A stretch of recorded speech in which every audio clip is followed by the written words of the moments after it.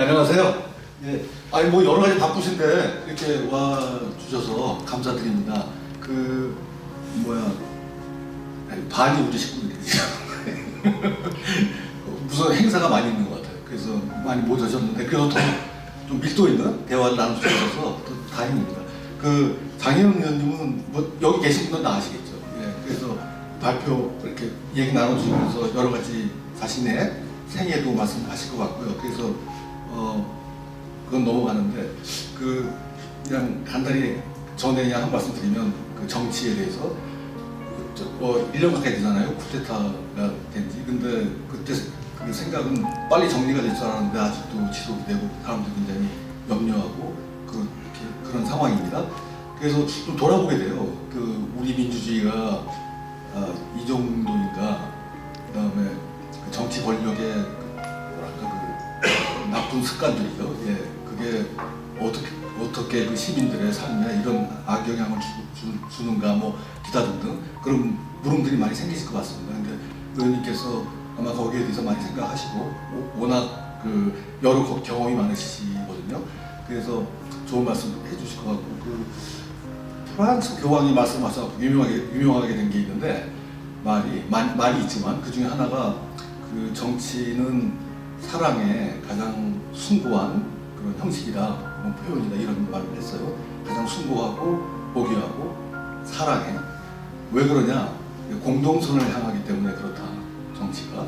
근데 제 생각엔 아마 장 의원님이 거기에 가장 가까운 그 정치인이 아닌가 그런 생각을 평소에 했습니다. 그래서 그 중에서도 흥미로운 게 저한테 다 여러 생각이 있으시겠지만 그 의원님은 좀 개인의 그 실존적인 경험이 있잖아요. 그러니까 그 장애인 가족분과 같이 함께 살면서 얻은 경험, 성소수자 활동하면서 또 노동자들 위해서 활동하시는 걸 통해서 그런 것들을 그냥 당연한 차원에서 얘기하는 게 아니라 법률과 정책의 언어로 이렇게 번역하는 데 굉장히 탁월하시는 것 같아요. 그래서 이게 다시 교황 말씀을 인용을 하면은 정치는 슬픔에서 시작해야 된다고 그런 말을 한 적이 있던 것 같아요. 그래서 거기에 딱 맞는 분 아닌가 싶고 또 하나는 너무나 견고하게 보이는 제도 정치에서 소수자의 윤리를 아주 강하게 주장을 하시거든요. 근데 그게 그냥 단지 뭐 상징적으로만 그런 게 아니라 정책을 변화시키는 노력을 끊임없이 해 오셨어요. 당도 뭐 조그만 가지고 소수고요. 예, 그다음에 내용은 너무너무 방대하고 크고 위대한 그런 내용을 어떻게든 우리 사회 안으로 끌고 들어오시는 노력을 많이 해서 저는 항상 감사하게 생각하는데 아마 여러분도 같은 생각이 있을 것 같습니다. 그래서 한번 의원님 여러 가지 말씀 재밌게 들어봤으면 좋겠습니다. 네, 초대해 주셔서 감사합니다. 장혜영입니다. 약간 이렇게 원래 행사를 하면 이렇게 몸둘 바를 모르게 소개를 해주시는 그런 분위기가 이곳의 분위기인가요? 약간 그 정치인으로 자기소개를 하면서 살게 된 지 한 5년 정도가 됐는데 이제 그렇게 했을 때는 환대받기보다는 사실은 오히려 뭔가 폄하당하거나 아니면 오해당하거나 이런 시간들을 더 많이 보내다 보니까 이렇게 정말 그냥 따뜻하게 환대해 주시는 자리에 오면 그런 것이 얼마나 감사한 일인지에 대해서 많이 생각하게 되는 것 같아요. 정말 당연하지 않은, 환대가 당연하지 않은 사회를 살아가고 있다가 이런 곳들이 가끔 있다는 것을 깨닫게 될 때 정말 감사하다는 생각이 듭니다. 이렇게 이제 예수의 인권연대에서 불러주셨다고 이제 소식을 듣고 나서 제가 어떤 얘기를 하면 좋을까 고민을 되게 많이 했어요. 일단 같은 일을 얘기하더라도 누구하고 얘기하느냐에 따라서 그 얘기 방식이 되게 달라지잖아요. 근데 저한테 이제 예수의 인권연대에서 활동하시는 신부님들 그리고 그 신부님들과 함께 활동하시는 뭐 수사님이나 뭐 수녀님이나 아니면 시민분들이나 신자분들은 제 관점에서는 약간 이미 너무 소중한 동료라는 생각을 가지고 있고 사실 제가 종교에 대해서는 잘 알지 못하는 사람으로서 오히려 좀 배워야 되는 분들이라는 생각을 가지고 있었거든요. 그런데 말하자면 저한테는 동료이면서 선생님 같은 분들 앞에서 내가 무슨 얘기를 해야 되지? 고민을 하다가 동료이자 선생님 앞에서 얘기하는 자리이기 때문에 제가 가장 고민하고 그 고민을 어떤 해답을 내리기 위해서 애써왔던 얘기들을 그냥 좀 드리고 그리고 그것들을 재료로 같이 이야기를 나눌 수 있는 시간을 보내면 좋겠다라는 생각을 해봤습니다. 그래서 오늘의 제목을 사랑도 차별이 되나요? 라고 정해봤는데요. 사실 이거는 제 인생의 테마이고 제가 이런 형태의 삶을 결과적으로 살게 된 데에는 이 사랑과 차별이라고 하는 두 단어 사이의 관계를 규명하는 것이 제 삶의 화두였던 것과 무관하지가 않습니다. 그래서 일단 하나하나 조금 얘기를 해보면 단어를 음미를 해보면요. 이제 사랑이라고 하면 어떠세요? 사실 사랑이라는 말 엄청 많이 쓰시잖아요. 사랑 다 좋아하시죠? 아니요. 아닌가요? 충격 발언. 예수의 이권전대 강연에서 사랑을 안 좋아하는 분을 만나다. 이건 이것대로 좀 센세이션하네요. 어떠세요? 사랑 좋아하시나요?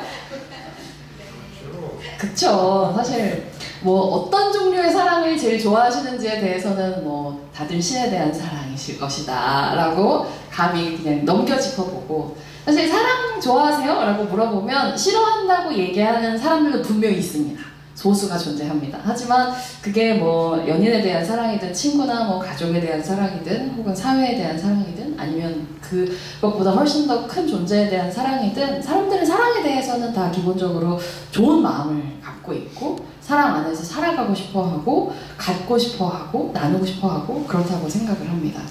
근데 반면 차별에 대해서는 좀 다르죠. 차별 좋아하시는 분 혹시 계신가요? 이번에는 센세이션한 대답을 해주실 분이 안 계신가요? 나는 차별을 너무나 사랑한다.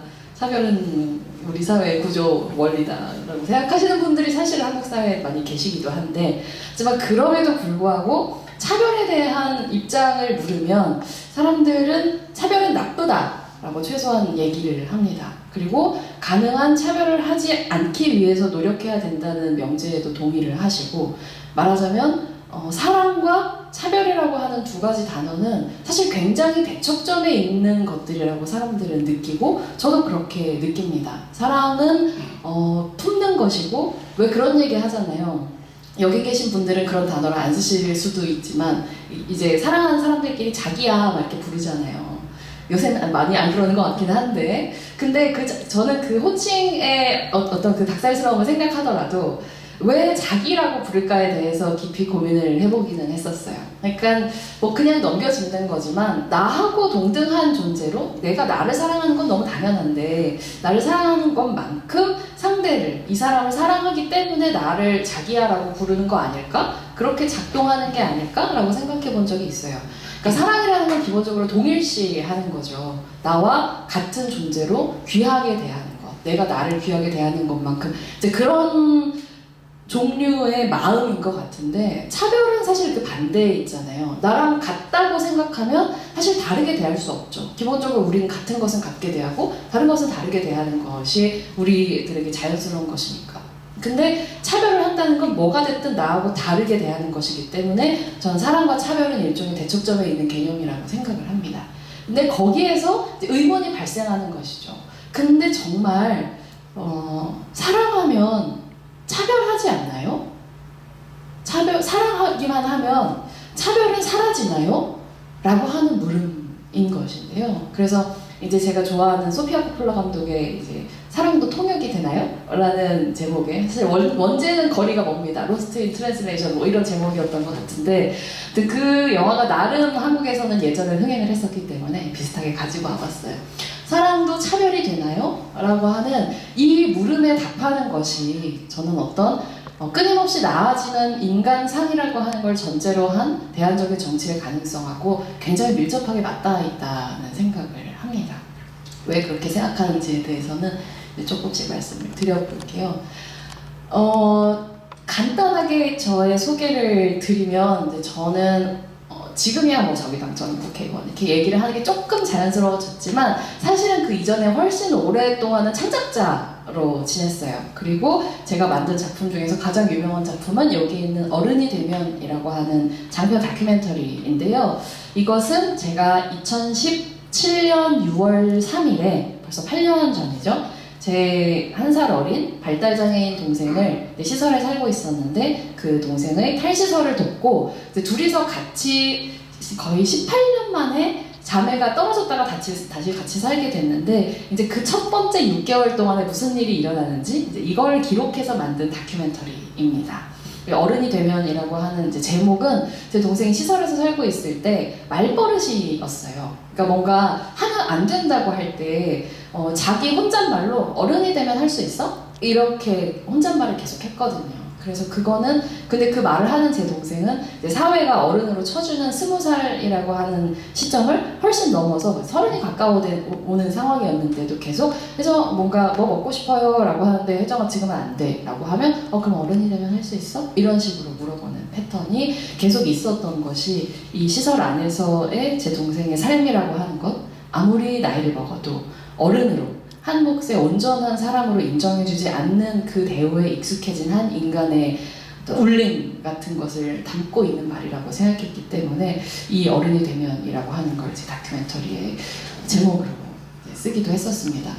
그래서 그때만 하더라도 그때가 사실은 딱 이 대한민국의 첫 번째 평화적인 대통령 탄핵이 있었던 시점하고 정확하게 같습니다.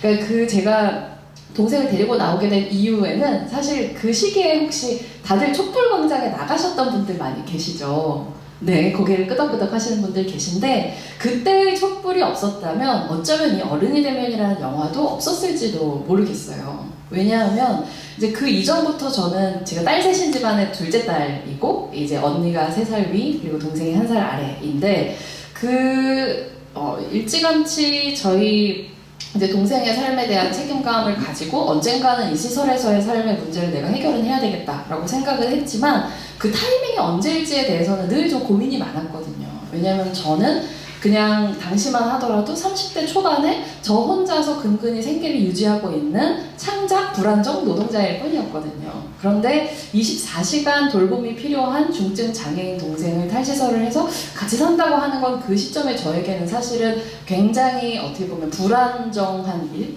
잘 책임질 수 없는 상태에서 누군가를 책임지려고 하는 일이 될 수도 있었기 때문에 차일피일 미루고 있었어요. 그런데 그 시점에 제가 동생을 데리고 나오기로 결정을 했었던 그 용기를 줬던 게 그 8년 전에 촛불광장이었는데요.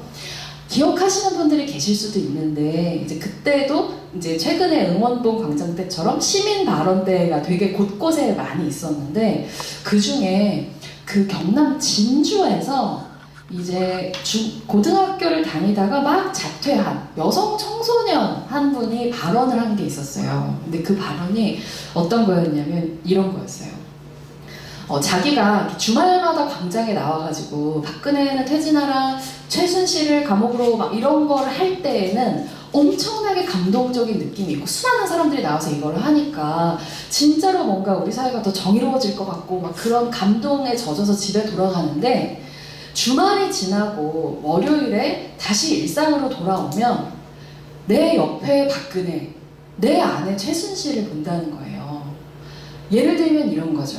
학교에 분명히 우리는 그렇게 엄청나게 민주주의적인 집회를 했는데 다음날 아침에 학교에 가면 교실 안에서 어떤 친구가 못생겼다고 아니면 공부 못한다고 아니면 성격이 나쁘다고 괴롭히는 친구들, 왕따시키는 친구들 걔랑 놀아주려고 하면 놀아주지 말라고 얘기하는 사람들 그리고 잘 살고 공부 잘하는 친구를 편애하는 선생님 그리고 그런 선생님을 당연하게 여기는 학교의 분위기 거기에 문제 제기를 하려고 하면 너만 다치니까 문제 제기하지 말고 조용히 공부해서 조금이라도 더 좋은 대학교 가야지 라고 말하는 부모님, 친척들, 이웃 사람들을 본다는 거죠. 그러면서 그 자리에서 그 친구는 결국 학교를 그만뒀고 그만둔 상태로 나와서 마이크를 잡고 얘기를 했습니다. 그러니까 설령 우리가 박근혜 대통령은 탄핵을 하고 최순실 씨는 감옥에 보내도 우리 안에 박근혜, 내 곁에 최순실이 그대로 있는 상태로 우리가 좋은 사회를 살고 있다고 말할 수 있는 거냐? 우리 훌륭한 사람들이라고 말할 수 있는 거냐? 이렇게 물었습니다. 그 얘기가 저를 너무 부끄럽게 했었어요. 그 당시에. 왜냐하면 이제 8년 전이 너무 옛날처럼 느껴지기는 하지만 저는 그때의 광장에는 지금보다 훨씬 더 한국 사회에 대한 성찰이라고 하는 것이 존재했다고 생각을 합니다. 우리 이렇게 살면 안 되지 않을까? 라는 기분이 있었던 것 같아요. 그리고 그 중심에는 세월호 참사가 있었습니다.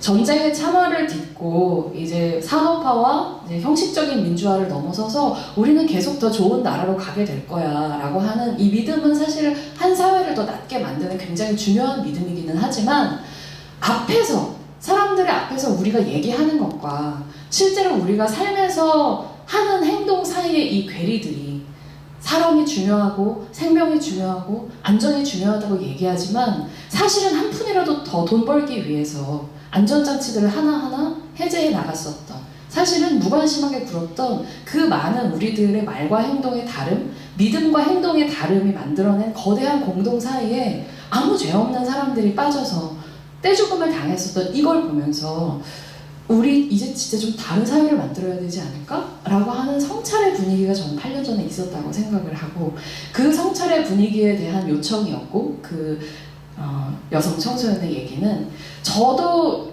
용기를 내야겠다는 생각을 했었던 것 같아요. 세상이 정말 크게 바뀌기를 저는 바랬습니다. 그 시기에 저의 경우는 동생이 장애인이었기 때문에 장애인과 비장애인이 진짜 함께 살아가기 좋은 사회로 바뀌었으면 좋겠다고 생각을 했어요.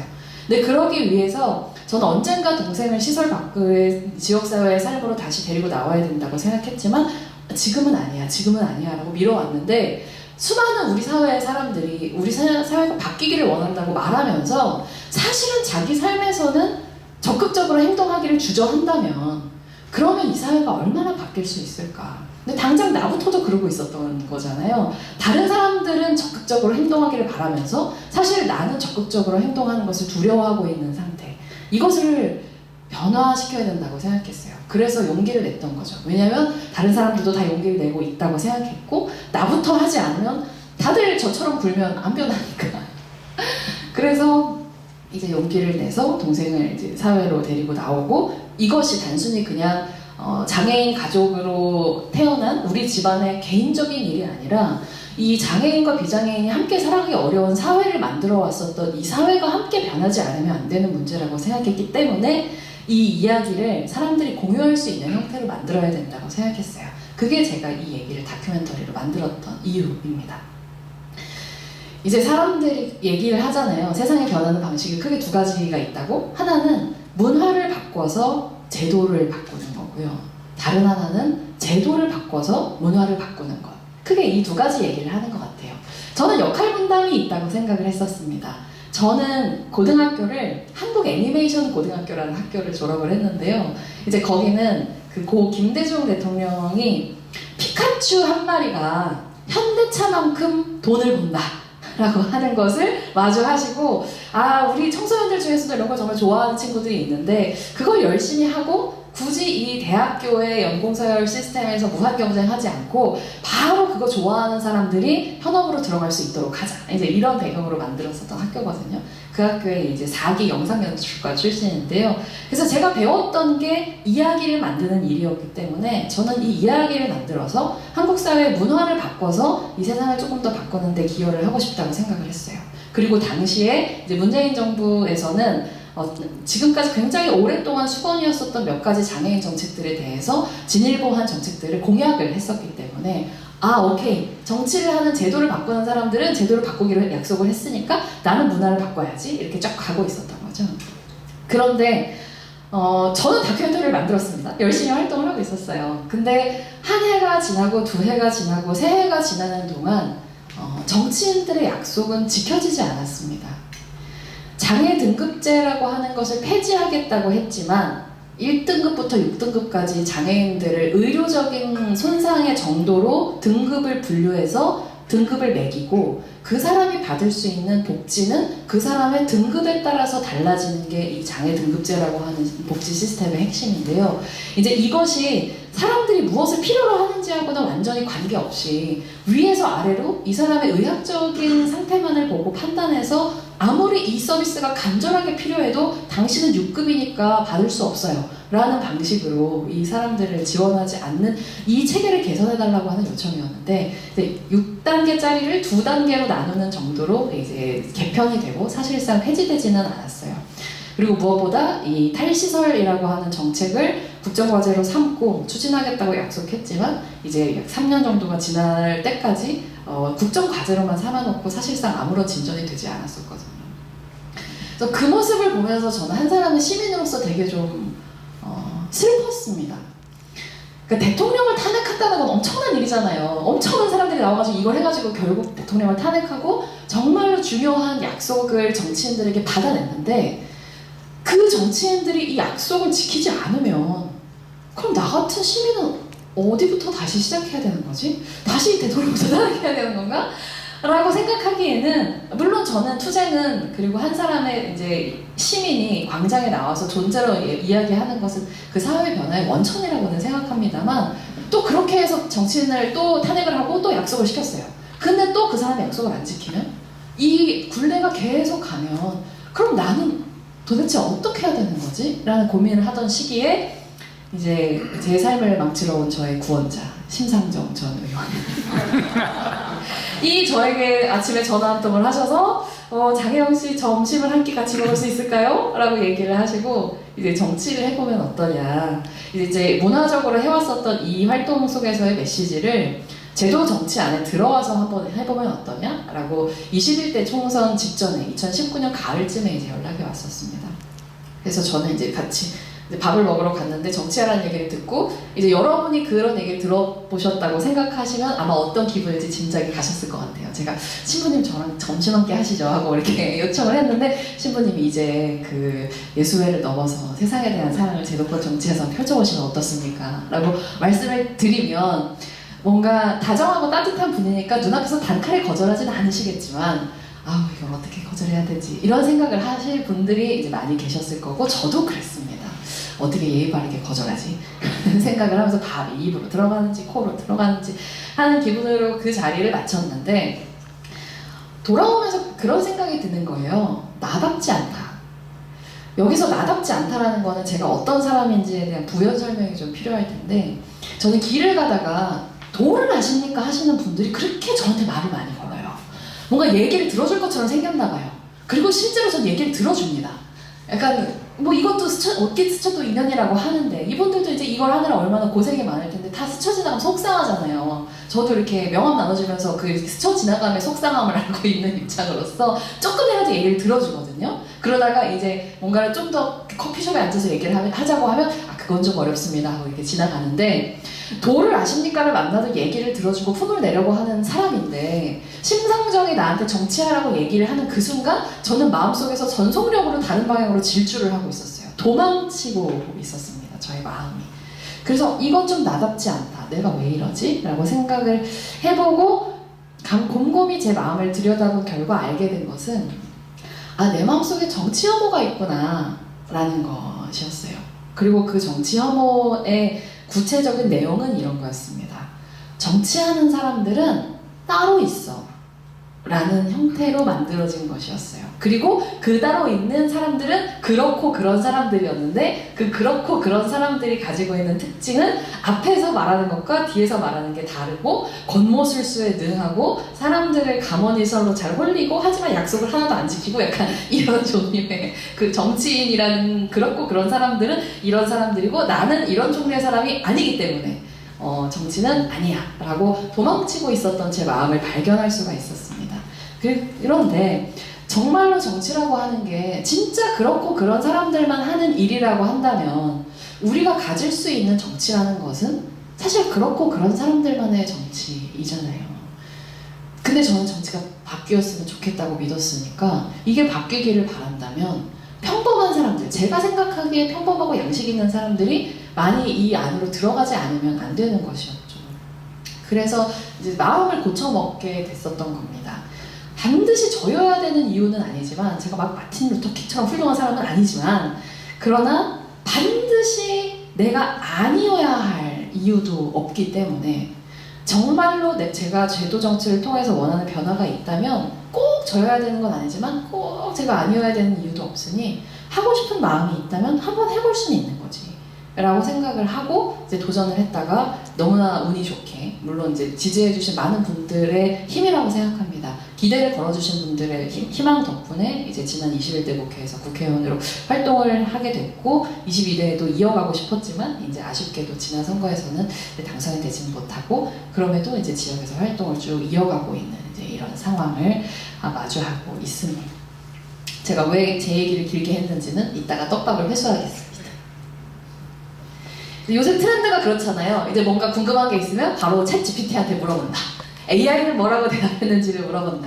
그래서 저도 한번 해봤습니다. AI가 얼마나 이 인간의 영혼의 문제를 다루는데 발전을 했는지가 궁금해서 물어봤어요. 챗 GPT인데 사랑도 차별이 되나요? 라고 물어봤습니다. 그랬더니 굉장히 대단한 대답을 주더라고요. 깜짝 놀랐어요. 아주 좋은 질문이에요. 일단 기분을 좋게 해줍니다. 그래서 네, 이 물음은 단순히 감정을 넘어서 사랑이라는 것이 사회적 법적 맥락에서 평등하게 인정받고 있느냐를 묻는 말로 읽을 수 있습니다. 정말 깜짝 놀랐어요. 어쩜 이렇게 말을 찰떡같이 알아듣지? 근데 대답을 보고는 부족함이 있구만 이라는 생각을 했습니다. 이제 이 챗GPT는 제 질문을 그렇게 이해한 거죠.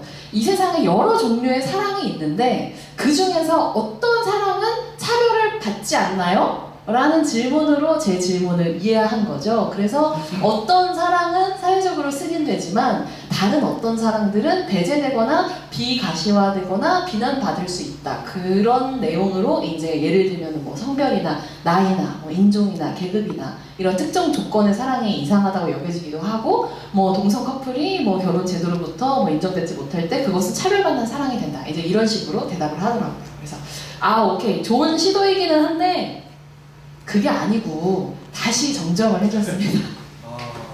그게 아니라 누군가를 엄청나게 사랑하면서 동시에 엄청나게 차별하는 것이 가능한가요? 라고 다시 물어봤습니다. 뭐라고 챗GPT가 대답했을지 궁금하시죠? 하지만 그걸 바로 보여드리기보다는 이것에 대한 저의 대답을 보여드리고 그리고 나서 마지막에 챗GPT의 대답을 공유드리려고 합니다. 이게 91년도 사진인데요. 이 원피스를 입고 앉아있는 건 저고 이제 기억하고 있는 것이 제 동생입니다. 제가 87년생이니까 4살, 3살 딱 이런 당시인데요. 참 저런 시절도 있었다는 것이 지금은 너무 까마득하게 느껴지는데 이제 제 동생은 중증 발달장애인으로 태어났고 자폐성 장애 그리고 지적 장애를 둘 다 동시에 굉장히 심하게 가지고 있었습니다. 그리고 어릴 때는 걷는 게 너무 느려서 내 동생이 걸을 수 있을까?조차도 사실은 되게 자신이 없던 이제 그런 시기였어요. 그러니까 저는 경기도 여주라고 하는 이제 시골 마을에서 이제 여주 중에서도 정말 친구들이 다 부모님들이 농사짓는 이런 이제 시골 지역에서 어린 시절을 보냈었고 지금보다 그때는 장애인 차별이라고 하는 것이 훨씬 더 덜 가시화되었던 시기였기 때문에 장애를 가진 애를 낳은 거는 부모의 죄 이런 관념이 훨씬 더 행배했었고 저희 어머니가 유선전화로 시어머니죠. 저희 할머니한테 네가 장애를 가진 애를 낳아서 내 아들 고생시킨다 막 이런 잔소리를 들으시면서 막 눈물을 흘리시는 걸 봤던 게 제 어린 시절이었어요. 그리고 지금도 그랬지만 그때는 더더욱이나 집안의 장애 가족을 키우는 것은 그 엄마의 몫 혹은 여성들의 몫이었고 전 딸만 셋인 집안이었거든요. 그래서 엄마와 그리고 저희 언니가 이제 동생을 돌보는 것이 모든 일상의 중심인 그런 어린 시절을 보냈었습니다. 근데 이제 제가 한두 살 먹고 계속 돌보다가 제가 중학교에 가게 되던 시점에 이제 저는 사실 한 살밖에 차이 안 나고 시골 동네에서 연년생이면 늘 같이 있잖아요. 학교에서 부모님이 안 계시면 제가 같이 있었는데 중학교를 가게 되면서 이 동생의 돌봄에 되게 큰 공백이 한 서너 시간 정도 하루에 생겼던 거예요. 그래서 그 공백에 대해서 이제 13살 장혜영이 엄청나게 고민을 하다가 결론을 내립니다. 중학교에 가지 말자. 라는 결론을 내리고 아무리 생각을 해봐도 아빠의 스케줄, 엄마의 스케줄, 언니의 스케줄을 고려해봐도 내가 초등학생이었을 때 동생을 돌보는 것만큼의 시간을 커버할 수가 없는데 그럼 얘는 어떻게 하지? 동생은 내가 그냥 학교를 그만두고 동생을 돌보면 문제가 해결되겠다. 그러면 동생의 돌봄도 해결되고 그리고 나는 공부를 안 해도 되겠지 라고 하는 검은 마음을 가지고 그 얘기를 했더니 이제 집안에 발칵 난리가 났었던 거죠. 단순히 그냥 동생을 잘 돌보는 언니라고 생각했는데 제 삶의 중심이 저에게 있는 게 아니라 완전히 제 장애인 동생에게 가 있다고 하는 거를 저희 부모님이 아시게 됐던 계기였던 것 같아요. 그래서 저는 엄청나게 혼나고 중학교에 가게 됐고, 그리고 제가 중학교에 들어가던 무렵에 제 동생은 집 근처에 있는 장애인 거주시설에 보내지게 됐습니다. 한 200명 규모의 굉장히 큰 오래된 시설이었고요. 그리고 이제 천주교 교구에서 운영하는 시설이었습니다. 시설은 여주에 있었지만 이제 교구는 부산에 있는 이제 이런 형태였었어요. 그리고 그때 왜 제가 우리 같이 살고 있다가 왜 동생이 시설에 가야 되는지 부모님한테 물었을 때 그때 이제 부모님이 해주셨던 얘기가 바로 이거였어요. 이게 네 동생한테 우리는 가슴은 아프지만 더 나은 삶이야 라는 거였습니다.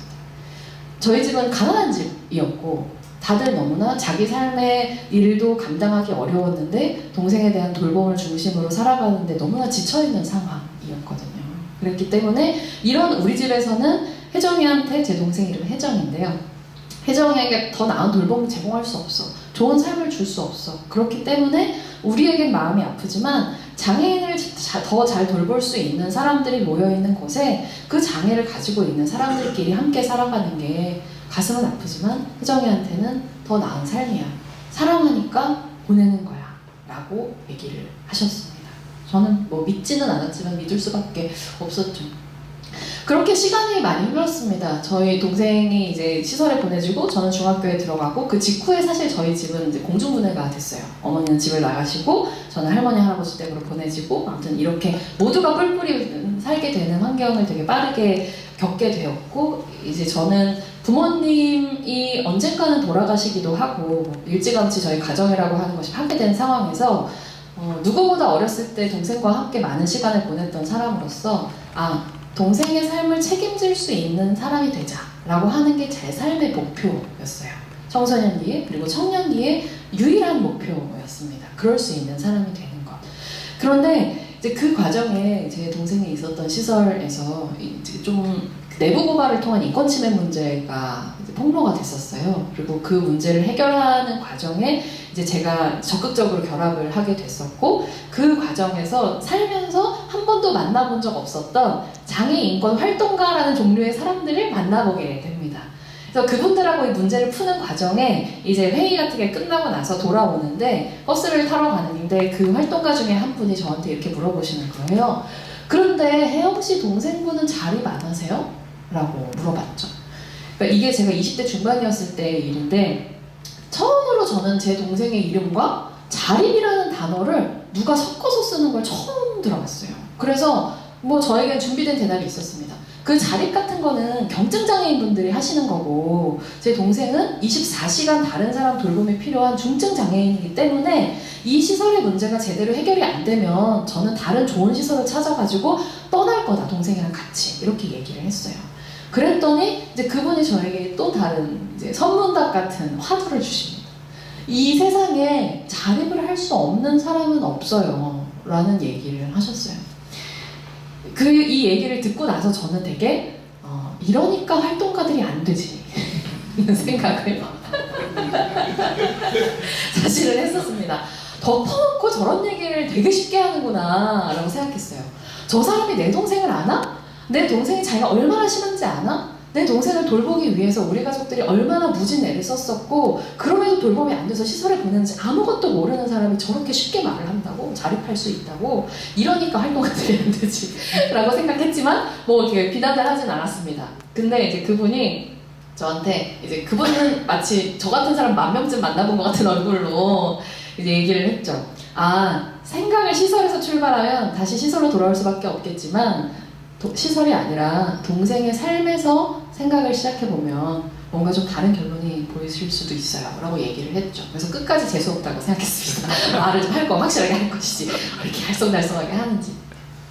근데 결국 제 동생의 시설의 문제는 제대로 해결이 안 됐어요. 그 문제 제기를 했던 분들은 이제 직업을 잃었고 대표이사 신부님 정도가 바뀌고 이제 그 새로 부임하신 신부님이 불미스러운 일이 있었지만 이제 다 잊고 잘 새 출발합시다 이제 이렇게 얘기를 하셨고, 이제 그 중간에 문제 제기 막 하고 싸웠던 저는 되게 약간 철 모르는 사람이 돼가지고 세상 물정 모르고 이 시설을 파괴하려고 한 이렇게 그런 철없는 언니 이렇게 돼서 좌불안석이고 다른 시설을 찾아서 나간다는 건 제가 생각했던 것처럼 쉬운 일이 아니었습니다. 그런 상황에서 이 활동가가 저에게 해줬었던 얘기를 계속 곱씹어보게 됐어요. 도대체 동생의 삶에서 생각을 시작한다는 건 뭘까? 내가 내 삶에서 생각을 시작한다는 거는 사실 우리가 늘 하는 일이잖아요. 왜냐면 우리는 자기 자신으로 살기 때문에 이 세상의 모든 문제는 제 삶에 입각해서 생각을 하게 되죠. 근데 그러면 동생의 삶에서 생각을 시작한다는 건 뭐지? 라고 고민을 하다가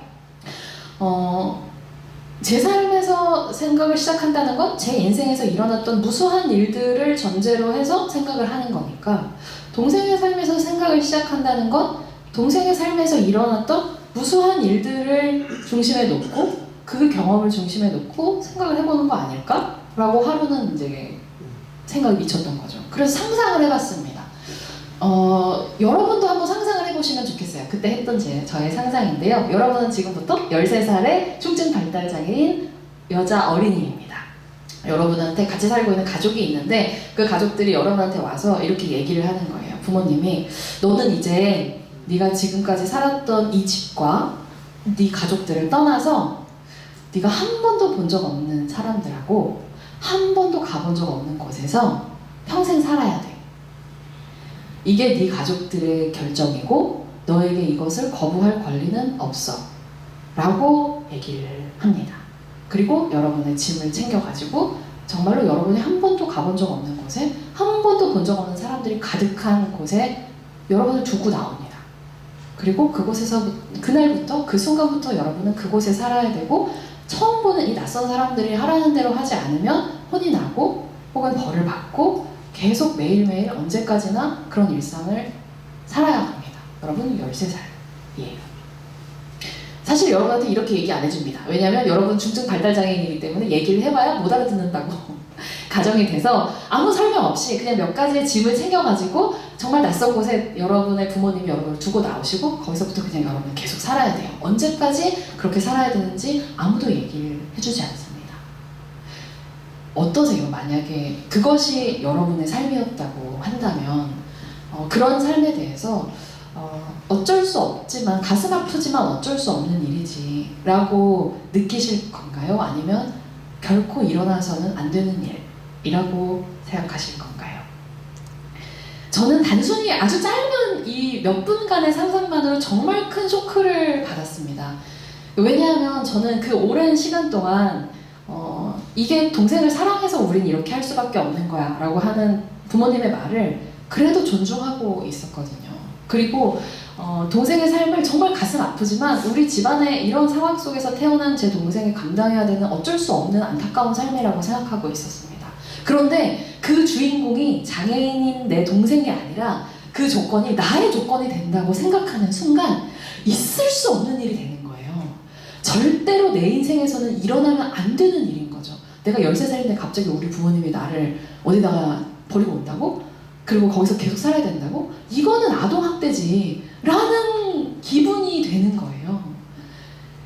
저는 그게 정말로 놀라운 일이라고 생각했습니다. 그리고 그 순간 제가 챗 GPT한테 물었던 그 질문에 대한 저의 대답을 저는 얻을 수가 있었습니다. 엄청나게 사랑하면서 동시에 엄청나게 차별하고 있었구나 라는 것을 느끼는 순간이었어요. 어떤 의미냐면요, 저는 저와 제 동생이 같은 인간이라고 생각하지 않았다는 거를 그 순간 깨달을 수 있었어요. 제가 87년생이었다는 것을 아까 말씀을 드렸는데 그것은 적어도 제가 형식적 민주화가 달성된 이후의 사회를 살아왔다는 것입니다. 학교에서 모든 인간은 동등하게 존엄하다라고 하는 거를 공교육을 통해서 배우고 시험 보고 100점 맞고 이러면서 성장했었던 사람이었어요. 장애인과 비장애인 중에서 장애인은 덜 귀하고 비장애인은 더 귀하다 이렇게 배우지 않았거든요. 모든 인간은 동등하다고 배웠었습니다. 그런데 사실은 제 마음속에서는 두 가지의 삶이 있었던 거예요. 장애인의 삶이 있고 비장애인의 삶이 있어서 장애인의 삶에서 나는 결코 겪지 않는 무수한 일들이 일어나도 안타깝지만 어쩔 수 없지. 장애인의 삶에서 그런 일이 일어나는 건 어쩔 수 없어. 하지만 만약에 그 일이 내 삶에서 일어난다면 그건 용납할 수 없는 일이 되는. 제 동생이 어렸을 때 저에게는 일어나지 않는 무수한 차별들을 겪으면서 살아가면 가슴 아파하지만 너무나 사랑하지만 하지만 있을 수도 있는 일이라고 생각하면서 사실은 그게 나의 삶에 들어오는 일이라고 하면 그거는 결코 있어서는 안 되는 일이라고 생각하지만 사실은 마음 깊이에서는 알고 있었습니다. 제 인생에서는 그런 일들은 절대 일어나지 않는다는 거를요. 왜냐면 전 비장애인이니까요. 제가 아무리 인생을 개차반으로 살아도 저희 부모님은 저를 시골에 보내지 않습니다. 왜요? 전 비장애인이니까요. 저희의 삶 사이에 부모도 같고 성별도 같고 나이도 한 살밖에 차이가 나지 않는 이 너무나 비슷한 인간과 인간인데 오로지 이 장애의 이유만으로 얼마나 다른 잣대를 이 사회가 저와 제 동생에게 대해왔는가, 그리고 저 스스로도 얼마나 그 잣대로부터 자유롭지 않았는지를 마주하게 되는 순간이었어요. 엄청 부끄러운 순간이었죠. 그럴 때 이제 사람은 선택이라는 걸 하게 되더라고요. 마치 내가 이렇게 엄청나게 동생을 사랑하지만 동시에 엄청나게 차별하고 있다는 것을 마치 깨닫지 않은 것처럼 지금까지처럼 살지, 아니면 지금이라도 내 마음속에서 깨달은 차별을 시정하는 방향으로 인생의 방향성을 바꿀지. 저는 행복해지고 싶었습니다. 그래서 후자의 길을 선택했어요. 행복해지고 싶었다고 하는 거는요, 믿는 대로 살아가는 인생을 살고 싶었습니다. 그러니까 저는 학교에서 그 모든 인간을 평등하다고 배우는 게 진짜 마음에 들었거든요. 왜냐하면 실제로 얼마나 차별적인 사람들이 이 사회에 존재하는지를 알았기 때문에 우리가 달성해야 되는 하나의 이상으로서의 평등이라고 하는 것을 정말 반갑고 소중하게 생각했어요. 그런데 제가 살아가는 삶이라고 하는 것이 제가 믿는 것에 기여하는 삶이 아니라, 학교에서는 모든 인간이 평등하다고 가르치지만 사실 이 세상은 안 그래. 이 세상에는 더 귀한 사람과 덜 귀한 사람이 있고 그게 이 세상이니까 받아들여 라고 하는 다른 하나의 삶의 방식이 있다는 거를 알고 있었죠. 그리고 사실은 그런 거 아닐까? 다들 하는 말이 있고 하지만 다들 자기가 말한 것처럼 살지 않는, 이게 더 그냥 당연한 거 아닐까? 라고 하는 이 안에서의 방황이 있었던 것 같습니다. 그런데 사실은 그건 너무 괴로웠어요. 왜냐하면 그건 우리가 별로 좋은 사람들이 아니라는 뜻이니까요. 말은 이렇게 하지만, 이렇게 하는 것이 옳다고 말하지만 별로 그렇게 행하지 않는 삶이라고 하는 건 사실은 우리가 별로 옳지 않은 사람들이라는 거잖아요. 근데 저는 저를 좀 좋아하고 싶었습니다. 완벽한 인간은 아니라고 하더라도 저를 좀 좋아하면서 살아가고 싶었어요. 최소한 내가 이게 옳다고 생각하면 그 옳음을 향해서 끝없이 나아가는 그런 인간으로 살아가고 싶었습니다. 그렇게 자기 자신을 좋아하면서 살아가고 싶었어요. 그래서 이제 동생을, 왜냐하면 저에게 당연하게 주어진 것은 당연히 제 동생에게도 주어져야 하는 것이기 때문에 지역사회에서 함께 살아가는 삶이라고 하는 것이 아주 늦게라도 제 동생을 포함한 모든 장애인들에게 주어져야 된다고 생각했습니다. 그래서 일단은 제가 할 수 있는 실천으로 내 동생을 모시고 나와서 이제 함께 살아가는 이 이야기를 다큐멘터리로 만들어서 이야기를 했던 것이죠. 근데 진짜 열심히 했어요. 다큐멘터리를 만들고 유튜브 브이로그도 만들고, 근데 별건 안 했어요. 그냥 함께 살아간다고 하는 게 저는 되게 운이 좋아서 아주 어릴 때부터 기억에 있는 모든 순간에 다 장애인 동생하고 같이 있었거든요. 그랬기 때문에 같이 사는 게 좀 귀찮은 일들은 있습니다. 하지만 대단히 어려운 게 아니라는 거, 그냥 밥숟갈 하나 더 넣으면 되는 종류의 문제고 친구들한테 설명 한마디 더 하는 거, 이런 거라는 걸 알고 있었기 때문에 이런 자연스럽게 함께 살아갈 수 있다는 걸 모르는 많은 사람들한테 이걸 알려줘야 된다고 생각했어요. 모두가 저처럼 운이 좋지는 않으니까요. 그래서 같이 밥 먹으러 가고 같이 머리 자르러 가고 이제 이런 그냥 되게 일상적인 것들을 유튜브로 찍어가지고 아무 설명 없이 그냥 올려놨거든요. 근데 그걸 보면서 사람들이 막 멋대로 반성을 하는 거예요. 저는 왜 이 동생과 머리 자르러 가시는 영상에 감동을 느끼는 걸까요?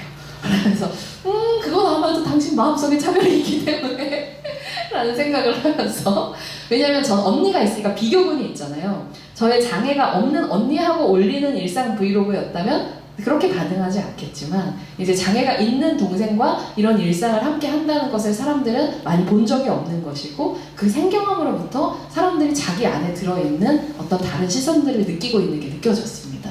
그리고 나서도 부족한 얘기가 있어서 책을 쓰고 뭐 온갖 강연들을 하면서 이제 최대한 얘기를 했었는데, 말씀드렸던 것처럼 제도를 바꾸는 것은 문화적인 노력만으로는 좀 너무 오래 걸린다는 생각이 들어서 이제 저는 이제 정치의 세계로 나아가게 됐고, 그 안에서 제가 가지고 있는 기본적인 마음은 이런 거였어요. 이제 한국 사회에서 일어나고 있는 무수한 차별이라고 하는 것이 차별의 이름으로 일어나지 않습니다. 악인의 이름으로 일어나고 있지도 않고요. 많은 경우에는 사랑의 이름으로 차별이 일어나는 경우들이 정말 많고, 특히나 장애인에 대한, 사람들이 다들 장애인은 차별받는 약자라는 생각들은 가지고 있잖아요. 그래서 이 사람을 사랑하기 때문에 이렇게 하는 거야 라고 하는 방식으로 일어나는 많은 차별들이 존재했기 때문에 그 차별을 바로잡는 사랑이 필요하다, 아주 큰 사랑이 필요하고, 정치는 어떤 그런 가장 나은 형태의 사랑이라고 하는 이제 프란체스코 교황님의 말씀까지 생각하지는 못했지만, 그렇게 숭고하게 생각하지는 못했지만, 이 사랑을 가지고 더 나아가 보자라고 하는 것이 제가 정치로 나아가게 됐었던 이유였어요.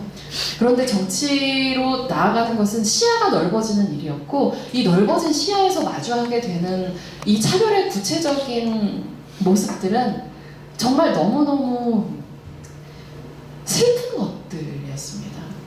이 사진 혹시 어딘지 기억하시는 분 계세요?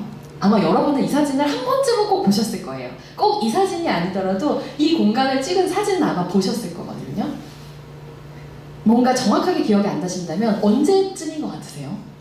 코로나. 그쵸. 네, 이제 막 이렇게 방호복 입고 이렇게 하고 있으니까 코로나 시기가 맞고, 여기는 청도 대남병원이라고 하는 이제 병원이라고 볼 수 없는 되게 열악한 사회복지 이제 그런 영역에 종사하시는 분들한테 사진을 보여드리고 똑같은 질문을 드리면 요양원 아닌가요? 이렇게 얘기하시는 분들이 많아요.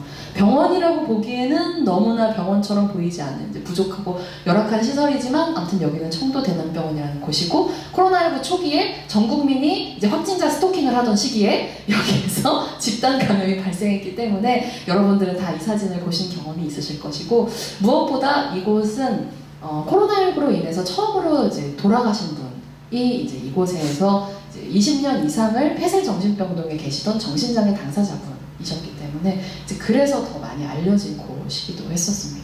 안타까운 건 그거였어요. 그 뉴스를 보면서 누구도 그 수십 년 동안 그분이 거기에서 이 열악한 상황 속에 살고 있었다는 걸 아무도 몰랐습니다. 대한민국 시민 거의 대다수가 몰랐어요. 하지만 그분이 코로나19라는 전염병으로 인해서 돌아가심으로써 그 삶이 거기에 있었다고 하는 게 드러나는 이 어마어마한 우리 사이의 단절이라고 하는 것 사이에 저는 좀 마음이 아득해지는 기분이었어요. 이 시기에 이제 기본적인 방역 수칙의 기본은 거리두기였습니다.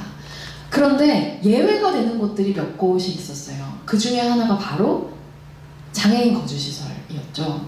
장애인 거주시설은 거리두기가 아니라 코호트 격리라고 하는 방역 지침이 주어졌습니다. 코호트 격리가 뭔지 아시는 분들도 있고 모르시는 분들도 계실 텐데, 쉽게 말하면 시설을 사회로부터 격리하는 겁니다. 말하자면 이런 환경에서 집단 감염이 발생하기 너무 좋잖아요. 어떻게 거리두기를 합니까? 그러니까 요양원도 그렇고 많은 장애인 거주시설들은 큰 공간 안에 여러 사람이 공동 생활을 하는 형태이기 때문에 거기에서 이제 감염자가 발생했다고 해서 거리두기를 하는 것, 자가격리를 하는 것 불가능해요. 그냥 거의 바로 집단 감염 상태로 가게 될 수밖에 없는 환경입니다. 근데 그러면 병원체의 농도가 높아지고 여기에 이 집단 감염이 되어 있는 사람들이 사회와 이렇게 교류가 많아지면 여기에서의 감염이 사회로 퍼지게 되잖아요. 그렇기 때문에 방역 당국에서 판단을 한 겁니다. 시설 안에서의 집단 감염이라고 하는 것은 피할 수 없기 때문에 이 시설이라고 하는 코호트를, 이 집단을 사회로부터 격리한다. 그것이 이 방역을 조금이라도 강하게 유지할 수 있는 방안이다 라고 해서 시설에 종사하는 아주 최소한의 노동자들을 제외하고 나서는 이 코호트 격리가 유지되는 동안에는 시설 안에 살던 사람들은 사회로 나올 수가 없었습니다. 그 결과가 이 속상한 보도자료예요. 집단 거주시설에 살고 있었던 장애인들의 코로나19 감염률은 대한민국 전체 인구의 감염률의 4배가 됩니다. 4배나 더 많이 코로나에 감염됐고, 그만큼 더 중증화율도 높았고, 그로 인한 사망자의 비율도 더 높았습니다. 이런 종류의 차별들이 너무나 잘 보이는 자리가 정치의 자리였어요. 그리고 제가 보고 있는 것들을 사람들에게 이야기하는 것이 제가 하는 많은 일들이었죠. 너무나 많은 한국 사회에서의 차별들이 존재하고 있습니다. 이제는 너무 유명해지셔가지고 별로 소개를 할 필요도 없는 전국 장애인 차별철폐연대 박경석 상임 대표님인데, 이 지하철 출근길 지하철 투쟁을 하면서 요구하는 게 크게 세 가지였죠. 첫 번째는 이제 이동권을 보장하라는 것이었고, 그리고 두 번째로는 이제 예산, 장애인 권리 예산을 늘리라는 것이었고, 세 번째로는 탈시설 정책을 이제 요구하는 것이었습니다. 그리고 뭐 시민들은 굉장히 이 집회의 요구사항을 동조하는 분들도 있었지만 집회 그 자체에 대해서 문제를 제기하시는 분들도 많이 계셨죠. 그런데 어쨌든 이런 투쟁을 통해서 이제 탈시설이라고 하는 아젠다가 추진이 되고 국정과제로 설정이 되고 조금씩 나아가게 되는 와중에 그렇다면은 이것을 추진하는 사람들이 있다면 이것을 반대하는 사람들도 있잖아요. 그리고 이것을 반대하는 목소리 중에서는 사실은 너무나 안타깝게도 이제 천주교 안에서의 이제 탈시설에 대한 조직적인 반대라고 하는 것이 이제 있었습니다. 그리고 그 안에 너무나 가슴 아픈 내부에서의 차별들이 발생을 해요. 그래서 제가 오늘 여기 와서 이 자료를 넣을까 말까 고민을 많이 했는데, 가장 아픈 것이 안에서 사랑으로 함께 비판하는 것이라고 생각을 합니다. 그래서 가지고 와봤습니다. 이제 이기수 신부님이라고 하는 이제 신부님이 계시고, 이분은 이제 시설을 이제 운영하고 계시는 신부님이신데, 서울시에서 장애인 주거복지 정책 토론회라고 하는 것을 열었고, 이제 거기에서 이제 탈시설이라고 하는 것이 언젠가에 제가 얘기했던 것처럼 경증 장애인들은 할 수 있어도 중증 장애인들은 할 수가 없다라는 주장을 하시면서 이제 슬라이드를 가지고 오신 거예요. 근데 놀랍게도 이 슬라이드는 맨 위에는 IQ가 있습니다. IQ가 30부터 35, 45 이렇게 쭉 써있고, 그 밑에는 동물이 있어요. 이 IQ를 가지고 있다고 분류되는 동물들입니다. 앵무새, 호랑이 이렇게 쭉 있습니다. 그리고 나서 이 앵무새와 까마귀와 IQ를 장애 등급과 매치를 합니다. 그래서 지적장애 1급인 사람들은 IQ가 30에서 40 사이고 동물로 치자면 앵무새랑 까마귀다. 이 사람들은 주위의 전적인 도움, 언젠가에 제가 했던 것과 거의 똑같은 생각입니다. 24시간 도움이 없으면 일상생활이 불가능하기 때문에 자립할 수 없다라는 겁니다.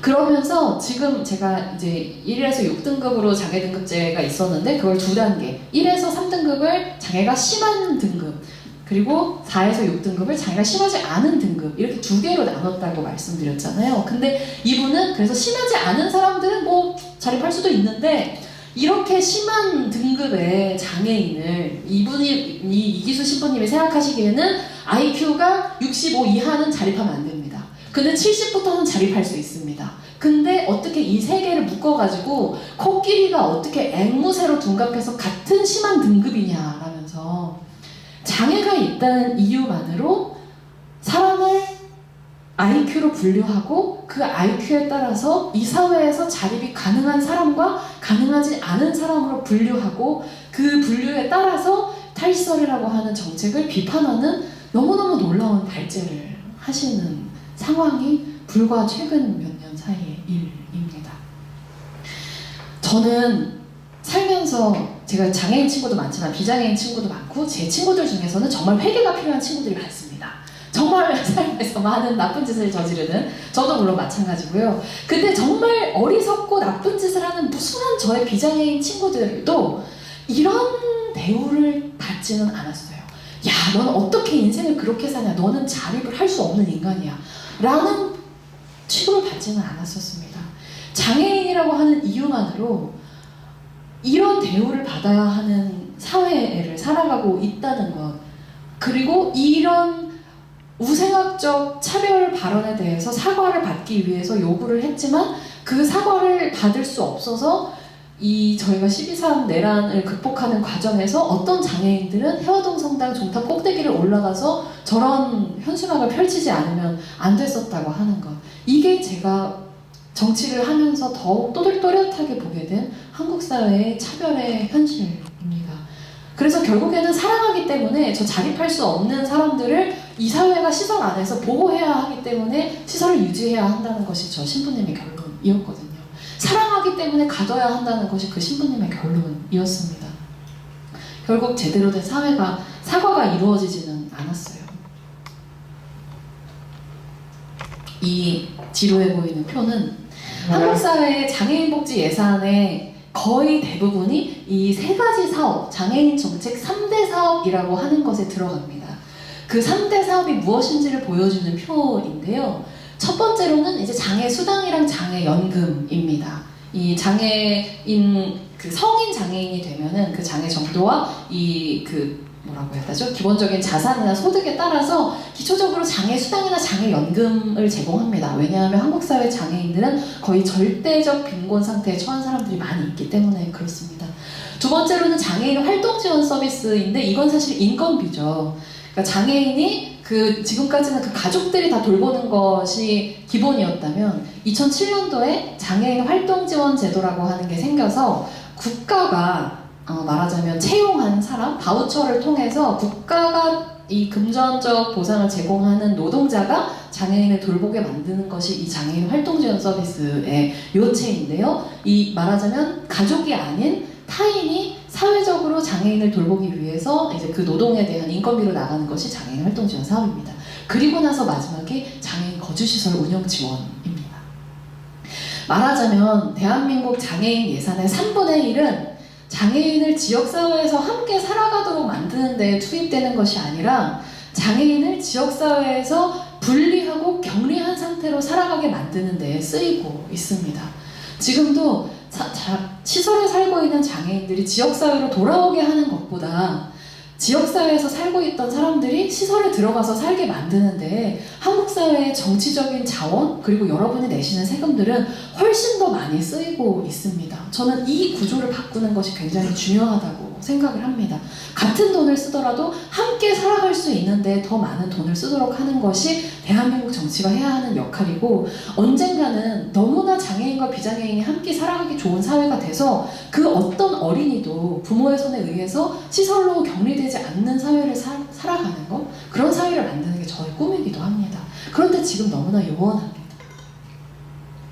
장애뿐만이 아니죠.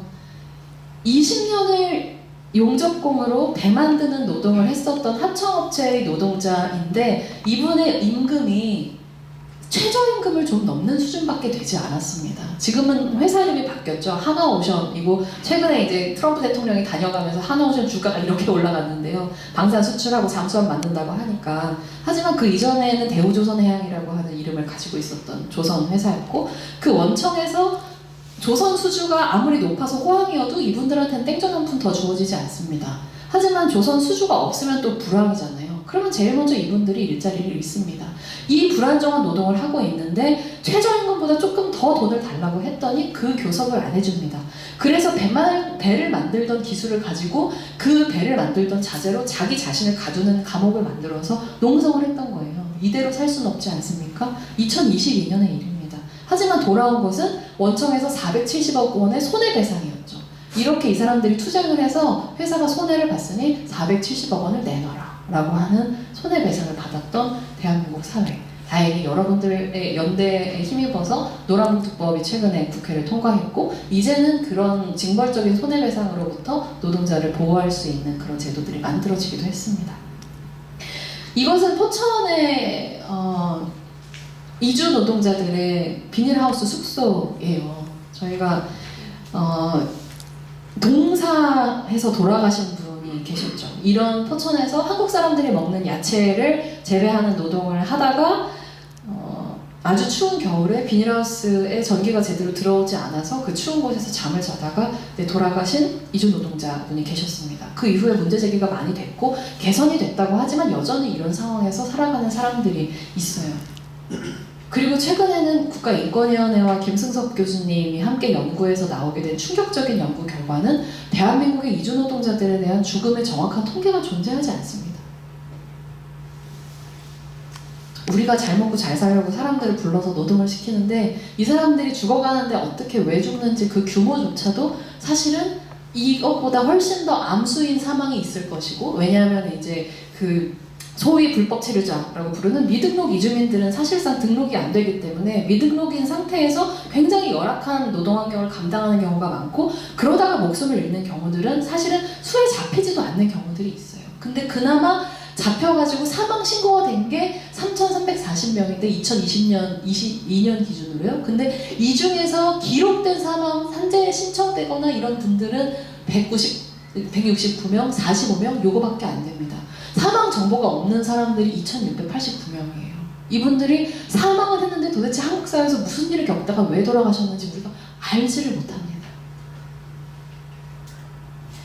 그리고 또 다른 한국 사회의 이 망가진 이 문제들을 사실 저는 이제 진보 정당의 국회의원이고 저부터가 차별 문제로부터 정치를 시작한 사람이기 때문에 이런 현장을 가고 이런 소식들에 반응하면서 봤지만 많은 한국 사회의 사람들은 그렇게 생각하는 것 같았어요. 아, 그거는 장애인들 문제, 그거는 이주 노동자들 문제, 그거는 페미니스트들 문제, 그거는 성소수자들 문제, 이렇게 한쪽으로 그 소수자 당사자들의 문제라고 치부하고 바라보고 싶어하지 않았다고 생각합니다. 그렇게 많이 느껴왔는데 더 이상은 그렇게 외면할 수 없게 만드는 일이 두 가지가 있었는데, 하나는 윤석열 대통령의 불법 개혁이고요. 다른 하나는 이토록 가시화되기 시작한 형중시위라고 생각을 합니다. 온갖 입에 담을 수 없는 얘기들을 하면서 이제 중국에 대한 혐오, 그리고 이주민, 외국인에 대한 혐오를 노출시켜서 큰 문제가 지금 되고 있죠.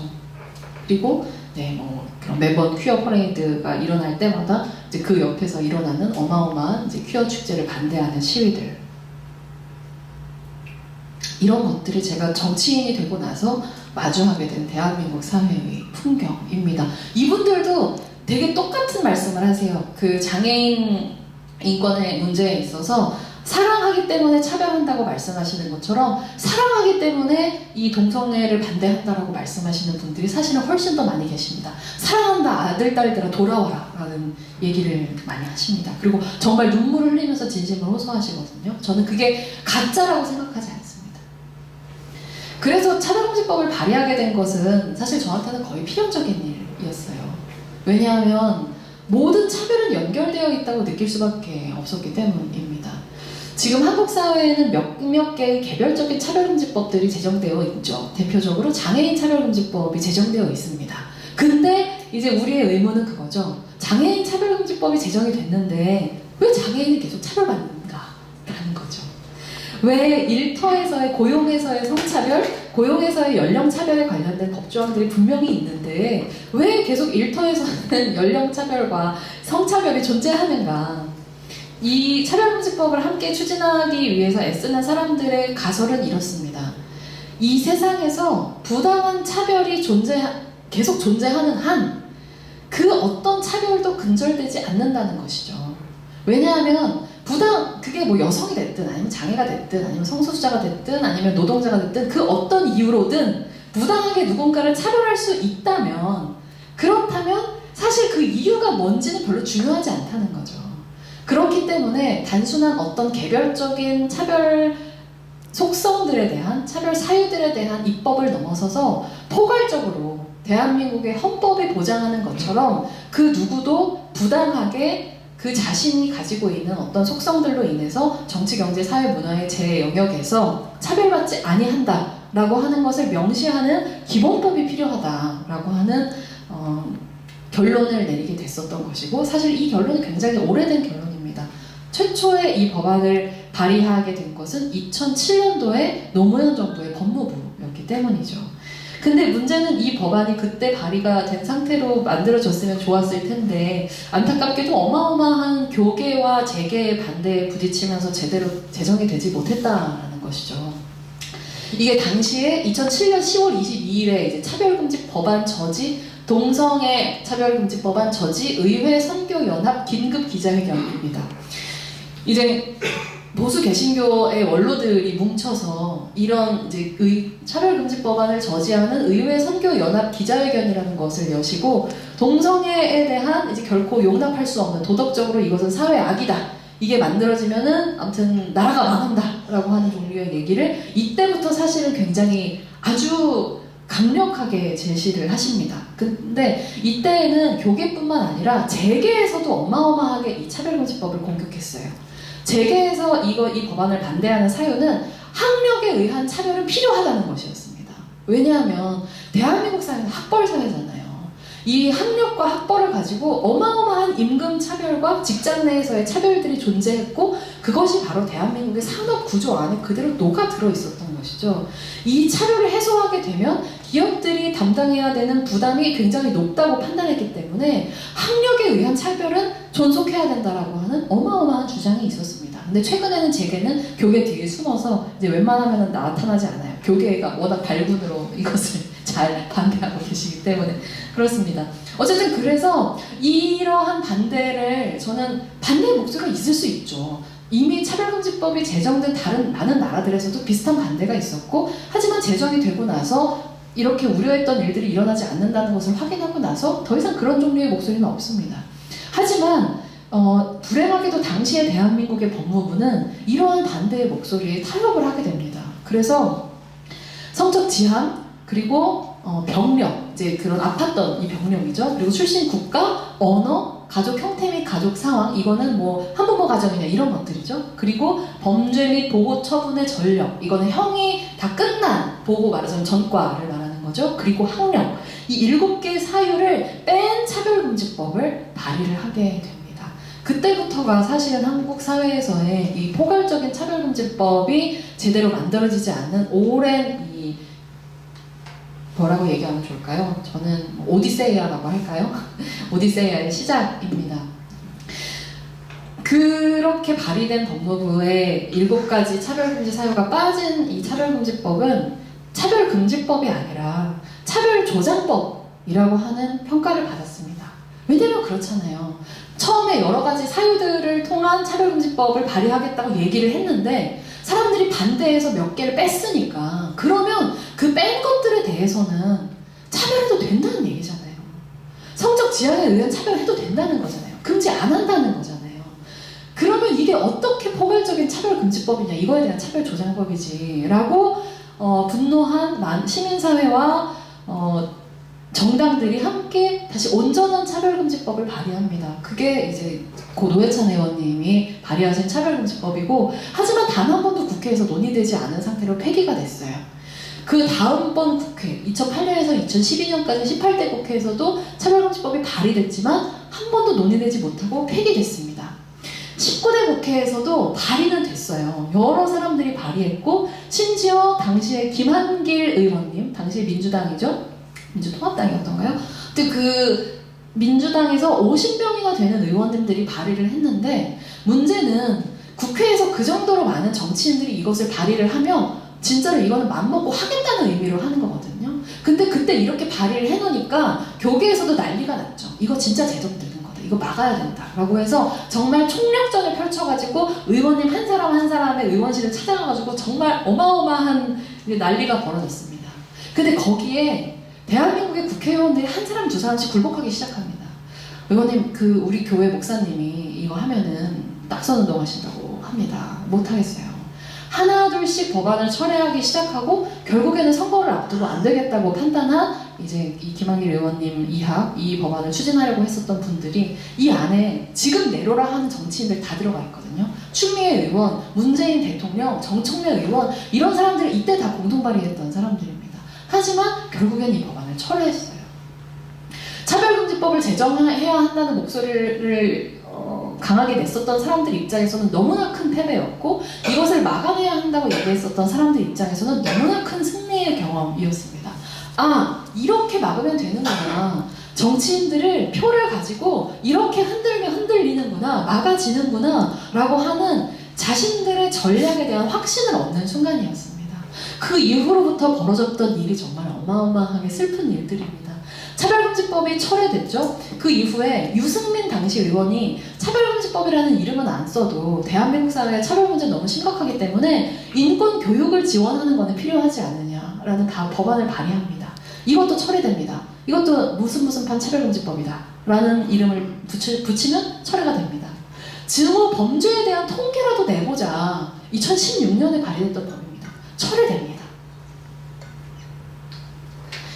그 다음 국회에서는 차별금지법은 발의조차 되지 못했어요.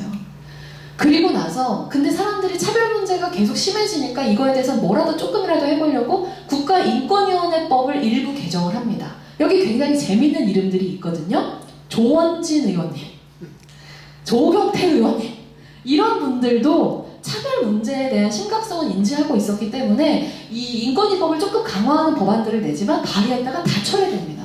이거 사실상 차별금지법이다. 이거 동성애 옹호법이다. 이 한마디면 정말로 그 차별금지법을 철회하게 만들었었던 분들이 조직적으로 이 정치인에 대한 압박을 지옥고 단위로 들어갑니다. 그러면 철회하게 되는 겁니다. 인권교육지원법안 철회됐습니다. 혐오표현 규제 법안 철회됐고요. 망법이라도 고쳐보자. 정보통신망법도 철회되고 성차별 성희롱 금지법도 철회됩니다. 하다못해 아동복지법 안에 정말 그냥 형식적으로 이제 아동들에 대한 그 어떤 뭐 사회에 의한 차별 금지한다 이런 조항 하나가 들어가 있다는 이유만으로 이건 아동판 차별금지법이다 라고 얘기해서 결국에는 철회가 됐습니다. 그리고 22대 국회에는 아직까지도 이 법안이 발의되지 못했죠. 이 차별금지법을 막아낸 분들은 점점 더 그 과정 동안 이 대한민국 사회의 헌법이 보장하고 있는 차별 문제를 시민들의 현실에서 일상에서 보장하는 법안이 만들어지지 못하는 동안 이분들은 점점 더 세를 불려왔습니다. 수많은 법안들을 막아내는 동안 점점 더 많은 사람들을 조직했고요. 이 거룩한 방파제 통합국민대회에 이 방파제가 막아내는 것이 뭔지 아시나요? 성혁명의 쓰나미를 막아내는 방파제입니다.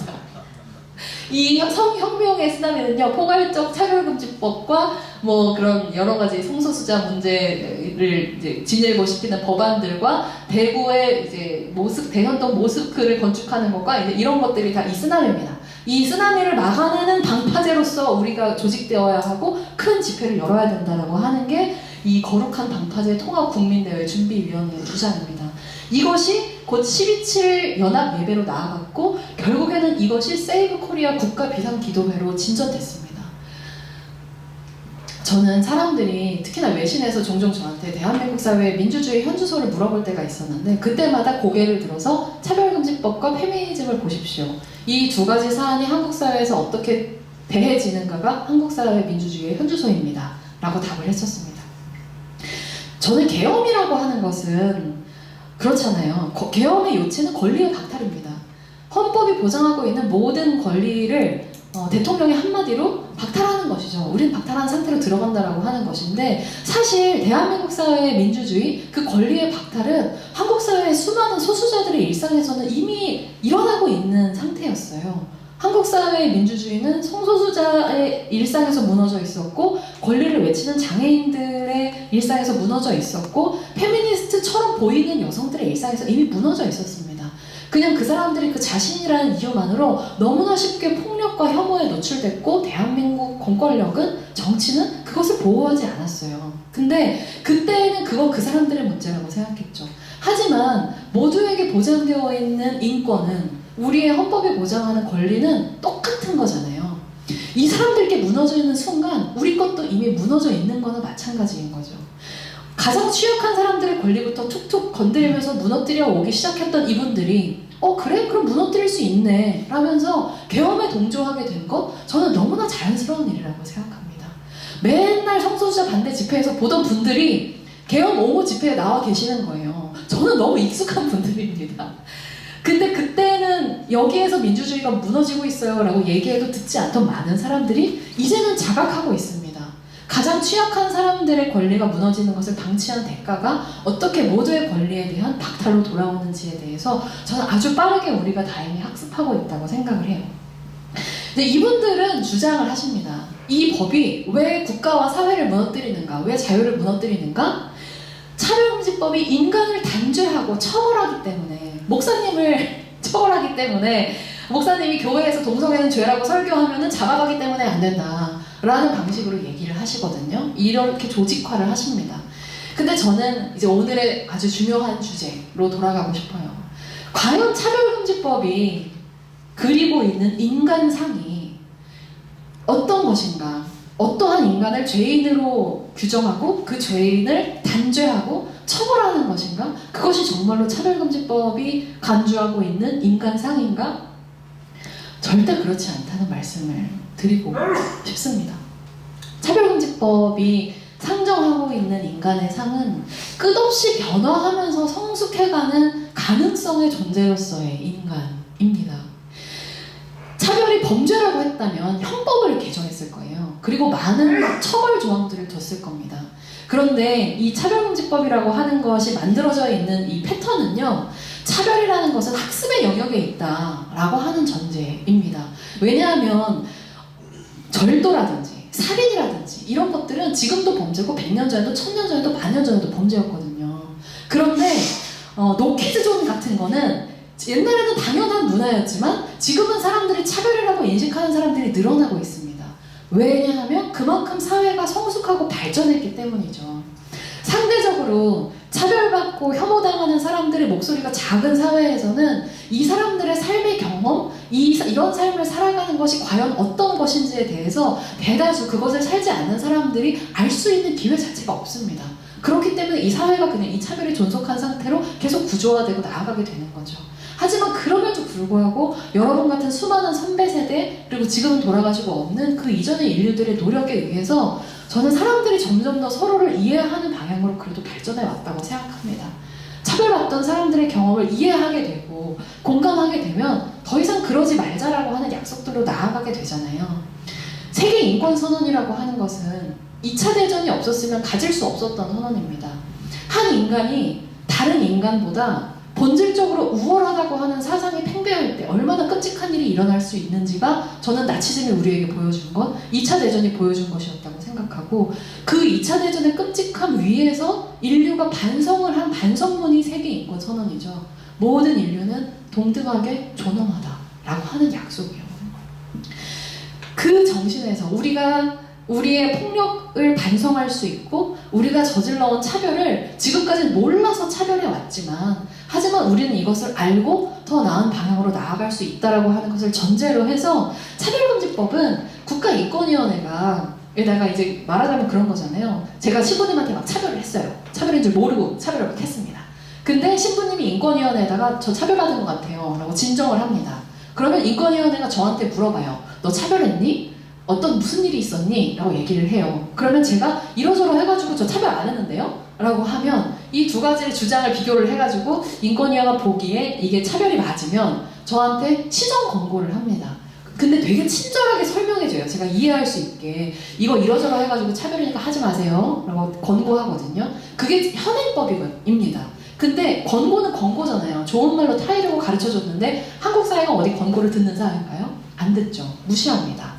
그러면 사실상 실효성이 없기 때문에 시정 권고를 했는데도 계속 이유 없이 시정을 안 하시면 과태료를 매길게요. 그러니까 돈 내기 싫으면 차별 시정하세요. 그러니까 이렇게 조금 더 이거를 높이는, 조금 더 실효성을 높이는 법이 이거예요. 근데 그나마의 과태료도 진짜 그 4개 내지 않도록 웬만하면 이 사람이 차별을 시정하고 자신의 차별 행위를 돌아볼 수 있도록 만드는 절차가 엄청나게 촘촘하게 갖춰져 있습니다. 그래서 정말 벌 주기 싫은 법이라고 저는 생각을 해요.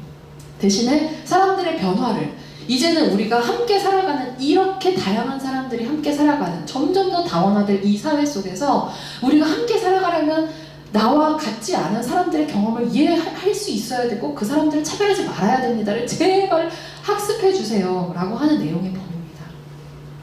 근데 그 법이 이게 단죄의 법처럼 오해되고 있는 것이 저는 너무 속상해요. 근데 그렇게 단죄의 법처럼 자꾸 얘기되고 그것이 사람들에게 소구하게 되는 이유가, 저는 사람들이 차별에 대해서 갖는 굉장히 큰 착각과 결부되어 있다고 생각합니다. 차별은 누가 저지르는가 라는 문제에 있어서 차별은 나쁜 사람들이 저지른다고 많은 사람들이 생각하는 것 같아요.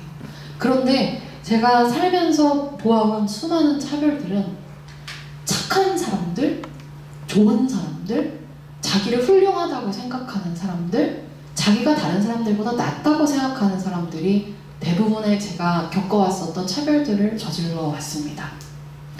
그러니까 사랑하는 거하고 차별하고 별로 상관이 없다는 걸 사실 많은 사람들은 아직 몰라요.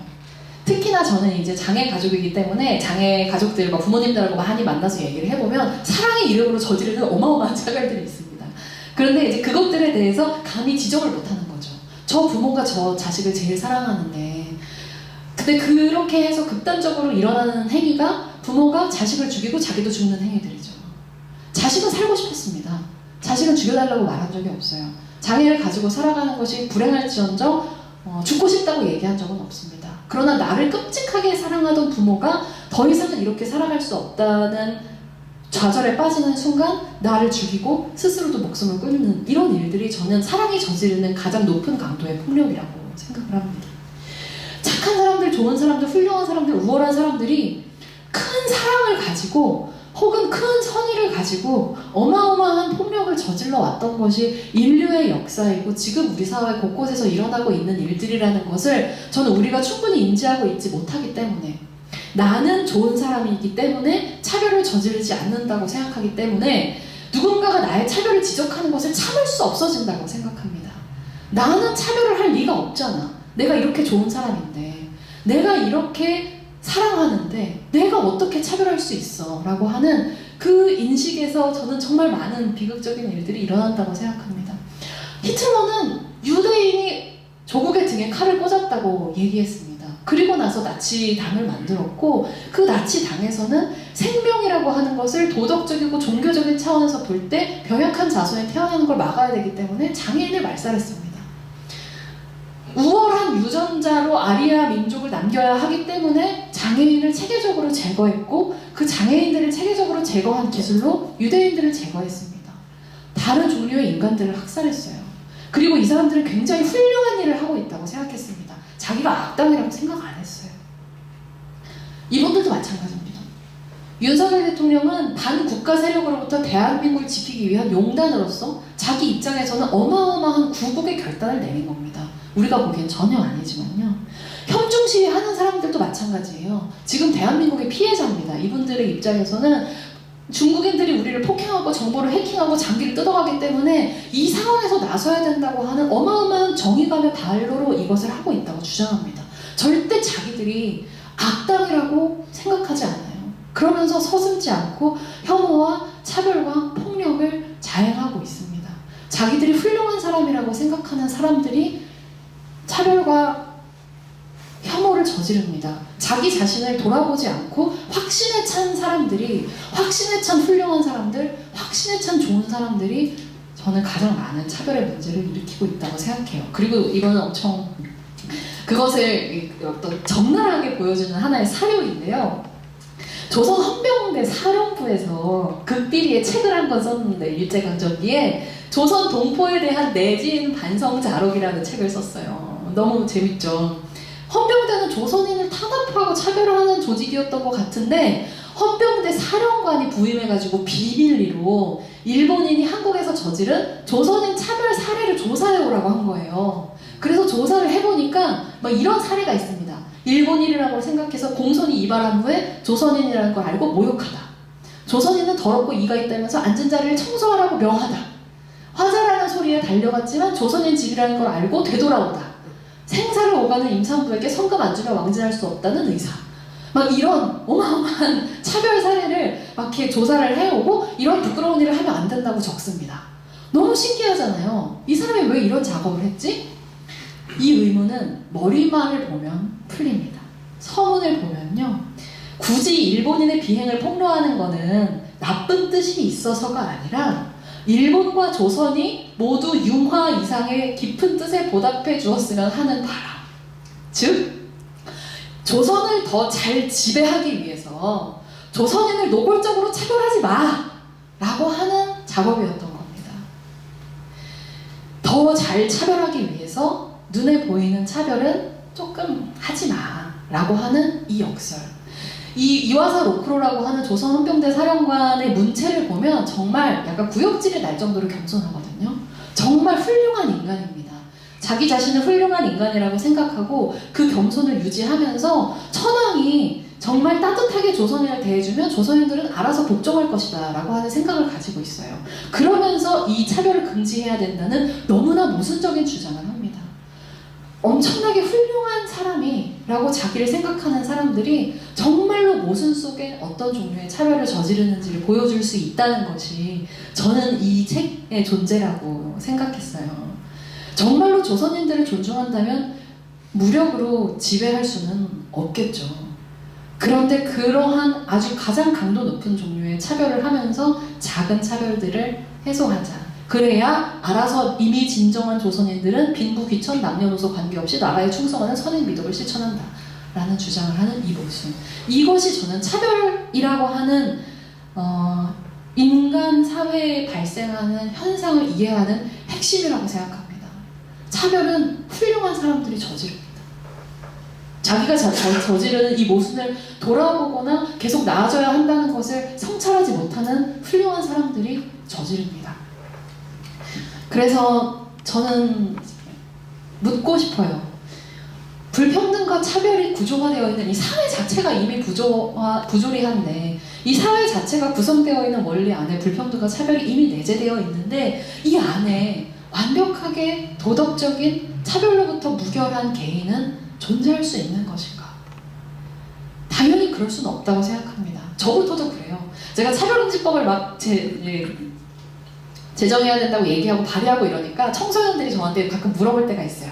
의원님은 살면서 차별을 한 번도 안 해보셨나요? 이렇게 물어봐요.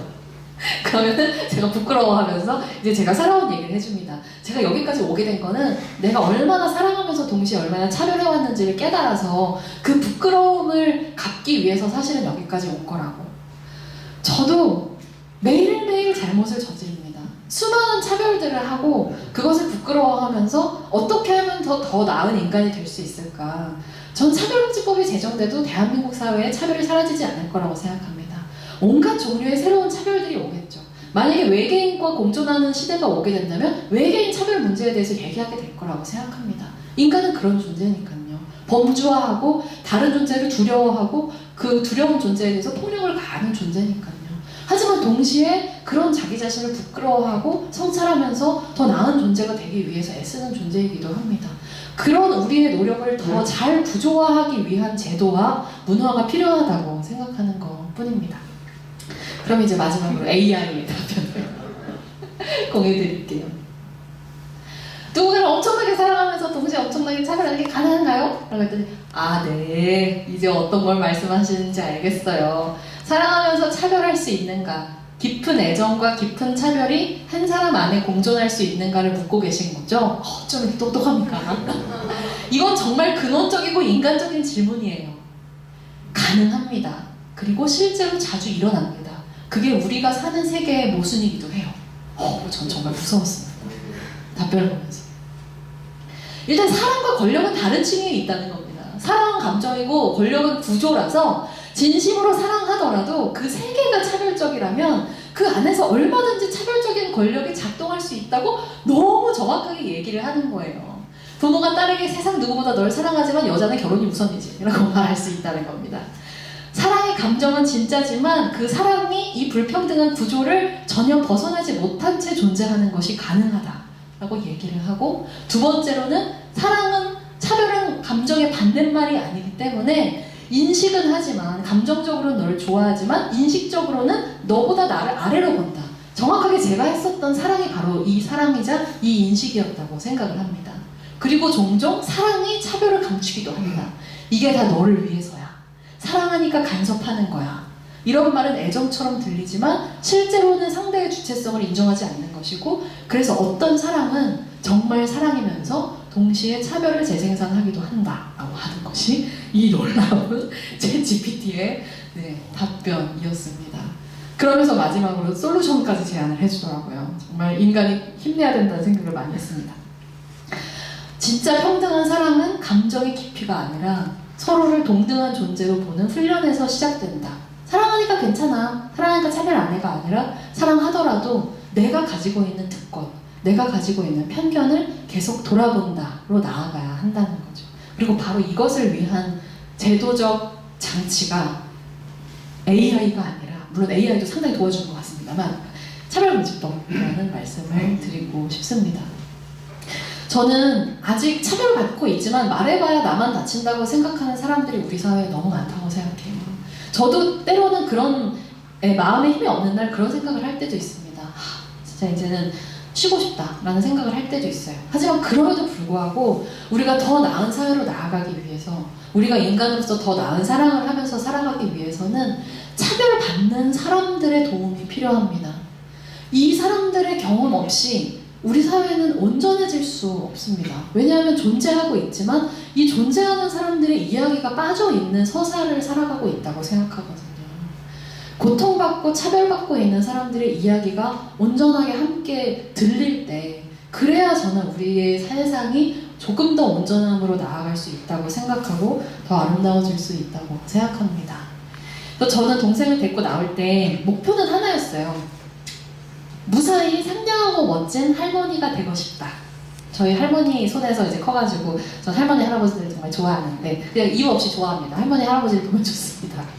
그런데 이렇게 차별적인 사회에서 매일매일을 쌓아서 우리가 진짜 할머니가 될 수 있을까? 죽지 않고 죽임당하지 않고 죽이지도 않고 그렇게 살아갈 수 있을까라는 불안이 사실은 늘 있거든요. 그래서 꿈이 무사히 할머니가 되는 것이고요. 그래서 그런 세상을 살기 위해서 살다 보니까 여기까지 오게 됐습니다.